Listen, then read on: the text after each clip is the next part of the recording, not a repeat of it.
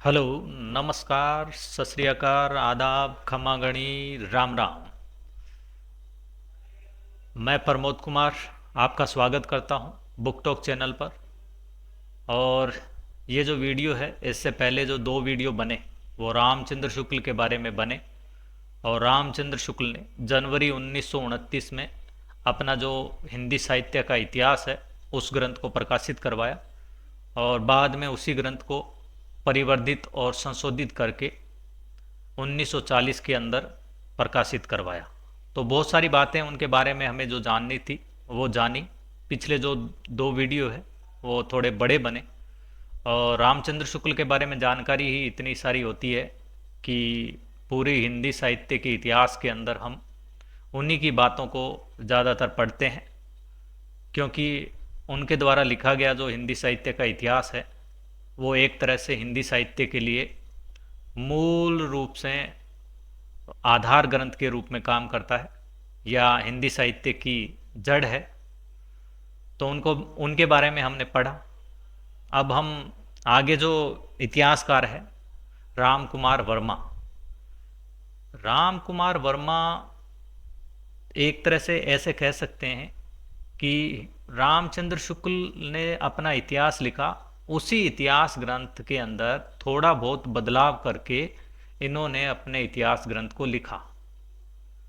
कुछ एक बदलाव इन्होंने किए और इनके द्वारा जो लिखा गया हिंदी साहित्य का आलोचनात्मक इतिहास ग्रंथ वो 1938 में प्रकाशित हुआ। और ये अधूरा है। अधूरा इसलिए है कि इस ग्रंथ को जब इन्होंने प्रकाशित करवाया तो 693 से लेकर 1693 तक का जो समय है उस तक की सामग्री को ही इन्होंने प्रकाशित करवाया।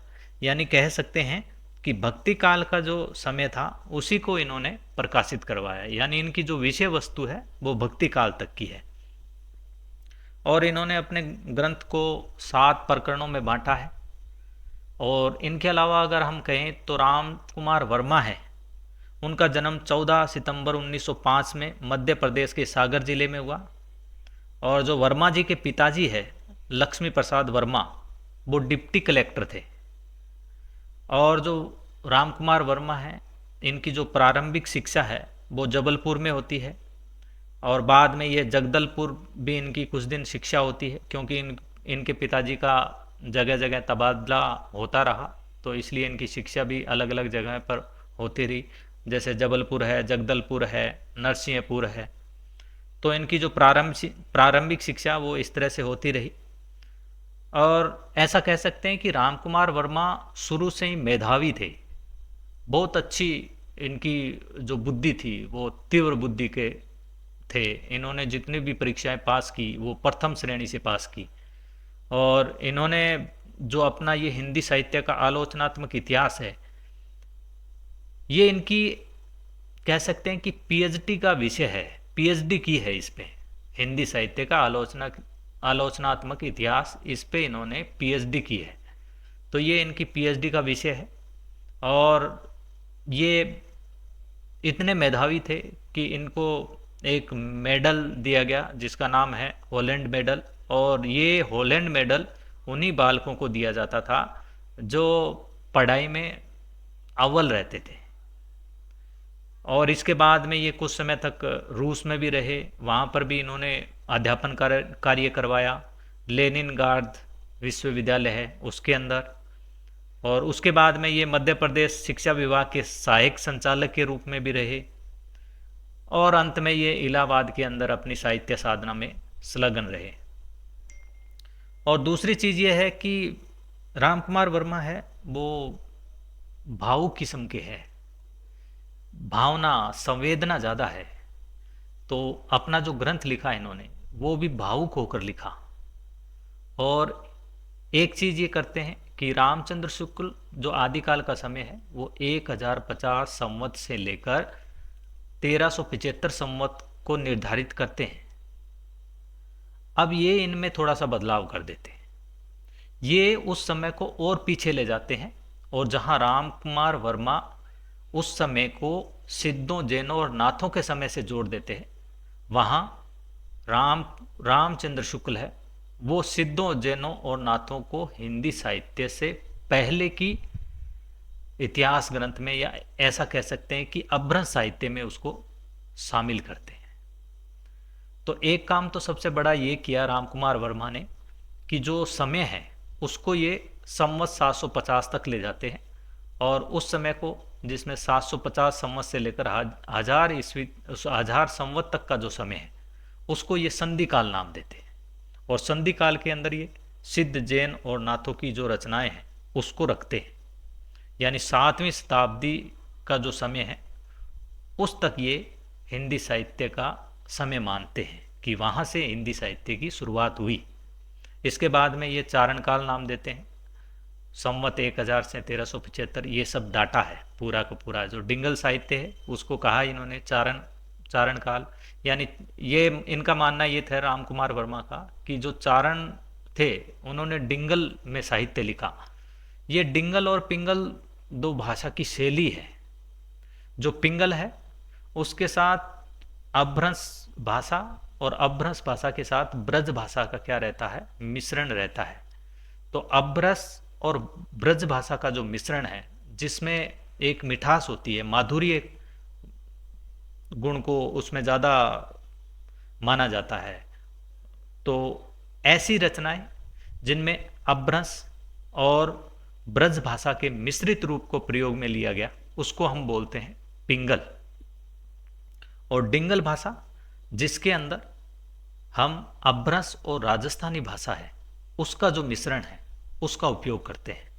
तो ये है राजस्थानी और साथ में अपभ्रंश, इनका मिश्रण जो रहता है उसके अंदर हम वीर रस की रचनाएं ज़्यादा करते हैं। तो जो रासो साहित्य है और जो उस समय का साहित्य था जिसको इन्होंने चारण का नाम दिया, उसमें ज़्यादातर जो रचनाएं लिखी गई वो चारणों के द्वारा लिखी गई, और वो डिंगल साहित्य है। यानी जो राजस्थानी और अपभ्रंश भाषा का मिश्रण से बना हुआ साहित्य है उसको इन्होंने नाम दिया चारण काल। इसके बाद में भक्ति काल, रीतिकाल और आधुनिक काल, ये तो बाद के जितने भी इतिहासकार हैं उन्होंने भी इनको माना है। तो इनका ये वर्णन है इतिहास का, उसको इन्होंने इस तरह से विभाजन किया है। और इनका लिखा हुआ जो हिंदी साहित्य का आलोचनात्मक इतिहास है वो 7 प्रकरणों में विभाजित है। इसके बाद में हम देखते हैं कि 7 प्रकरण कौन कौन से हैं। पहला है संधि काल, पढ़ के आ चुके हैं, देख लिया किसको कहते हैं। संधि काल के अंदर सिद्धों की, नाथों की और जैनों की रचनाएं आती है। चारण काल में डिंगल साहित्य को इन्होंने रखा है। भक्ति काल की अनुकर्मणिका, तो भक्ति काल से पहले इन्होंने एक अलग से टॉपिक दिया भक्ति काल की अनुकर्मणिका। उसके बाद में भक्ति काल शुरू करते हैं। फिर भक्ति काल के अंदर प्रेम काव्य, फिर राम काव्य और फिर कृष्ण काव्य। यहाँ तक के इतिहास को, यानी हिंदी साहित्य के इतिहास को कृष्ण काव्य तक इन्होंने प्रकाशित करवाया। तो इनका जो ग्रंथ है वो 7 प्रकरणों में विभाजित है, और हिंदी साहित्य का इतिहास अधूरा है। सिर्फ भक्ति काल तक की जानकारी हमें इनके ग्रंथ से मिलती है। अब आदिकाल के अंदर इन्होंने 2 जो प्रकरण हैं उनको रखा, एक तो संधि काल को, दूसरा चारण काल को। इन दोनों को एक साथ रखते हुए इन्होंने आदिकाल नाम दिया, या यूं कहे कि आदिकाल के अंदर संधि काल और चारण काल को इन्होंने रखा। दूसरी चीज सबसे अच्छी इनके द्वारा की गई वो ये थी कि इन्होंने जो निर्गुण ज्ञानाश्री शाखा है और शुद्ध प्रेम मार्गी शाखा है, ये 2 भागों में विभाजित किया। वो किया रामचंद्र शुक्ल ने। यानी कि जो निर्गुण धारा है, एक तो सगुण धारा है और एक निर्गुण धारा है भक्ति काल की। तो निर्गुण धारा को रामचंद्र शुक्ल ने 2 भागों में बांटा, 2 शाखाओं में बांटा। इसको आगे हम पढ़ेंगे, जब हम काल विभाजन पढ़ेंगे पूरा तो उसमें पढ़ेंगे। लेकिन अभी ये जानना जरूरी है कि ये जो नाम है वो कहाँ से आए। निर्गुण ज्ञानाश्री शाखा और शुद्ध प्रेम मार्गी शाखा, ये दोनों नाम दिए हुए हैं रामचंद्र शुक्ल के। रामचंद्र शुक्ल अपने इतिहास ग्रंथ के अंदर जब पूरे हिंदी साहित्य के इतिहास को 4 भागों में बांटते हैं, उसके अंदर ये भक्ति काल को फिर 2 भागों में बांटते हैं, एक सगुण और एक निर्गुण।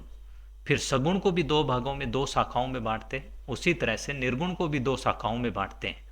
सगुण को रामचंद्र शुक्ल 2 शाखाओं में बांटते हैं, राम भक्ति शाखा, रामाश्री शाखा, और दूसरी उसको माना कृष्णाश्री शाखा या कृष्ण भक्ति की शाखा। और दूसरा जो निर्गुण भक्ति धारा थी उसको 2 भागों में बांटा, निर्गुण ज्ञानाश्री शाखा और शुद्ध प्रेम मार्गी शाखा। तो इस तरह से ये नाम दिए हुए हैं रामचंद्र शुक्ल के, और इसको बहुत सरल तरीके से राम कुमार वर्मा ने 2 नाम दे दिए। जैसे निर्गुण ज्ञानाश्री शाखा को संत काव्य नाम दे दिया, जिसके प्रवर्तक माने जाते हैं कबीर। उसी तरह से दूसरा जो नाम है शुद्ध प्रेम मार्गी शाखा, उसको बहुत सरल नाम दे दिया सूफी काव्य, उसके प्रवर्तक माने जाते हैं जायसी। तो ये नाम दिए संत काव्य और सूफी काव्य, वो दिए हुए हैं राम कुमार वर्मा के, और इन्हीं को हम पढ़ते हैं संत काव्य और सूफी काव्य के नाम से। अब लास्ट में इनकी एक लाइन ये है कि इन्होंने अपना ग्रंथ भावुक होकर लिखा। तो ये हम इसके बारे में पहले पढ़ के आ चुके हैं, दोबारा इसको अगर कुछ रहता है तो देख लेते हैं। हाँ, एक चीज़ ये रह गई कि इन्होंने जब हिंदी साहित्य के इतिहास के अंदर जो समय है उसको ये रामचंद्र शुक्ल की जो समय सीमा है उससे पीछे लेके चले जाते हैं। 693 ईस्वी या यूं कहें संवत 750 तक के समय को ये अपने हिंदी साहित्य के आलोचनात्मक इतिहास के अंदर शामिल कर लेते हैं, उसका नाम संधि काल देते हैं। तो संधि काल नाम देते हैं तो वहाँ जो हिंदी साहित्य का इतिहास था वो अपभ्रंश में लिखा जा रहा था। तो अपभ्रंश की जितनी भी सामग्री है उसको हिंदी में ये ले लेते हैं, और साथ साथ में हिंदी में उसको लेने के साथ हिंदी का जो पहला कवि है वो भी स्वयंभू को मान लेते हैं। किसको मान लेते हैं? स्वयंभू को मान लेते हैं, और ये इनकी बड़ी भूल है। और साथ साथ में हिंदी का पहला कवि भी स्वयंभू को मानते हैं, इसके साथ अपभ्रंश का पहला कवि भी स्वयंभू को मानते हैं। तो ये कह सकते हैं कि राम कुमार वर्मा हिंदी और अपभ्रंश को मिलाकर एक ही कर देते हैं, जबकि दोनों भाषाएं अलग अलग है। अपभ्रंश एक अलग भाषा है, हिंदी अलग है। अपभ्रंश से हिंदी का जन्म हुआ है, न कि हिंदी अपभ्रंश है या अपभ्रंश हिंदी नहीं है। दोनों अलग अलग भाषाएं हैं। बस इनसे ये थोड़ी सी भूल होती है कि इनके द्वारा जो पहला कवि हिंदी का और अपभ्रंश का माना गया वो एक ही व्यक्ति माना गया, स्वयंभू। तो ये अतिरिक्त जानकारी इनके बारे में थी यहाँ। बाकी ये तथ्य आपके सामने हैं, इनको आप आराम से अपनी कॉपी के अंदर उतारिए। तो ये थे राम कुमार वर्मा और इनके द्वारा लिखा गया हिंदी साहित्य का आलोचनात्मक इतिहास, जो 1938 के अंदर इन्होंने प्रकाशित करवाया। और उसको प्रकाशित करवाते समय इन्होंने 7 प्रकरणों के अंदर उसको विभाजित किया, और उनका जो समय है वो इन्होंने 693 ईस्वी से लेकर 1693 ईस्वी तक का जो समय है, यानी संवत 750 से लेकर 1750 तक का जो समय कह सकते हैं कि संधि काल से लेकर और भक्ति काल का जो समय है वहाँ तक इन्होंने अपने ग्रंथ को प्रकाशित करवाया। इनका विचार था कि इसको 2 भागों में प्रकाशित करवाया जाए, पर परिस्थितियाँ इस तरह की बनी कि ये एक ही भाग का प्रकाशन करवा पाए। तो ये थे राम कुमार वर्मा, और इनके बारे में इतनी ही जानकारी। और आगे हम इसके बाद में पढ़ेंगे आचार्य हजारी प्रसाद द्विवेदी। आचार्य हजारी प्रसाद द्विवेदी के बारे में बहुत सारी बातें हैं, तो अगर इसको साथ में लेते हैं तो बहुत बड़ा वीडियो बन जाएगा। इसीलिए आज हम इतना ही पढ़ेंगे राम कुमार वर्मा तक ही। अब मैं आशा करता हूँ कि आप लोग अपनी पढ़ाई को सुचारू रूप से जारी रख पा रहे हैं, और इनको नोट्स के रूप में आप बनाते जाइए, और अपनी एक कॉपी जो आपने बना ली है उसमें लिखते जाइए, और बहुत सारी जानकारी आपको मिलती रहेगी।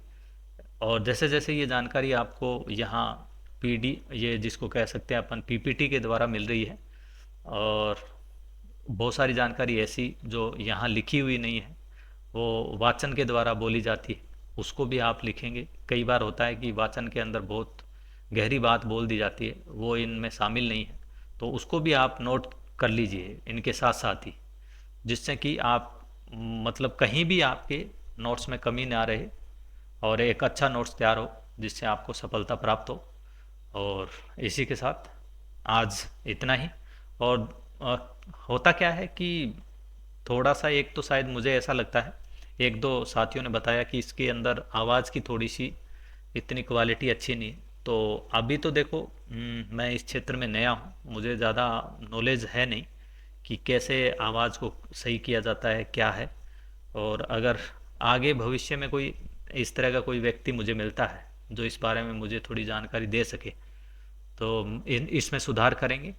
और अगर आप लोगों के पास भी कोई सुझाव हो तो दे सकते हैं। इसी के साथ ये वीडियो आज यहाँ तक ही। जय हिंद, जय भारत।